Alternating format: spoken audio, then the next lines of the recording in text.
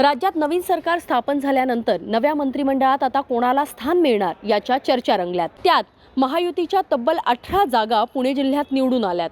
त्यामुळे पुणे जिल्ह्याच्या वाट्याला काय येणार याची उत्सुकता आहे। पुण्यातील अनेक नावं मंत्रिपदाच्या शर्यतीत आहेत। मंत्रिपदाची माळ कोणाच्या गळ्यात पडणार याकडे सगळ्यांचंच लक्ष लागलंय।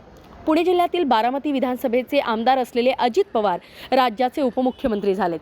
तसंच पालकमंत्री पदासाठीही त्यांचं नाव चर्चेत आहे आणि त्यांच्यासोबतच राष्ट्रवादी काँग्रेसचे ज्येष्ठ नेते असलेले दिलीप वळसे पाटील यांचंही नाव मंत्रिपदासाठी चर्चेत आहे। मात्र प्रकृती अस्वास्थ्यामुळे वळसे पाटील यांनी मंत्रिपदासाठी नकार दिला असल्याची चर्चा काही दिवसांपूर्वी होती। प्रकृती अस्वास्थ्यामुळे स्वतः वळसे पाटील आणि त्यांच्या कुटुंबियांनी नकार दिला होता। काही दिवसांपासून त्यांची प्रकृती ठीक नाही आणि त्यातच पुन्हा मंत्री झाल्यास धावपळ करणं शक्य होणार नसल्यानं त्यांनी नकार दिलाय।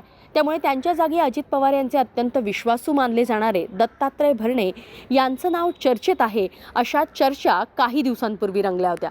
मात्र या सर्व चर्चांना आता स्वतः दिलीप वळसे पाटलांनी पूर्णविराम दिलाय। स्वतःच्या मंत्रिपदाबाबत वळसे पाटलांनी मोठा खुलासा केलाय। काय म्हणतायत वळसे पाटील ऐका। माझी प्रकृती खराब आहे असं सांगून मी मंत्रिपदास नकार दिला अशी अफवा पसरवली जात आहे। माझी प्रकृती ठणठणीत आहे। काही लोकांनी चुकीच्या बातम्या पसरवू नये। पक्ष आणि मुख्यमंत्री जी जबाबदारी देतील ती समर्थपणे सांभाळण्यास मी तयार आहे। तर दिलीप वळसे पाटलांनी हा मोठा खुलासा केलाय। राष्ट्रवादी काँग्रेसच्या फुटीनंतर वळसे पाटलांनी अजित पवारांना पाठिंबा दिला।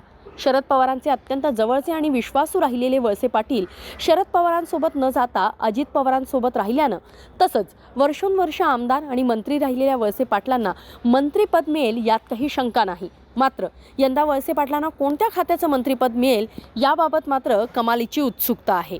तुम्हाला काय वाटतं? वळसे पाटील यांना कोणत्या खात्याचं मंत्रिपद मिळू शकतं? तुमचं मत कमेंट बॉक्समध्ये नक्की कळवा।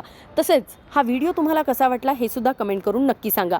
पुणे जिल्ह्यात कोणत्या आमदाराची मंत्रिपदी वर्णी लागू शकते याविषयी तुमचं मत कमेंट बॉक्समध्ये नक्की सांगा। पुण्याहून अश्विनी जाधव केदारी, लोकमत व्हिडिओ।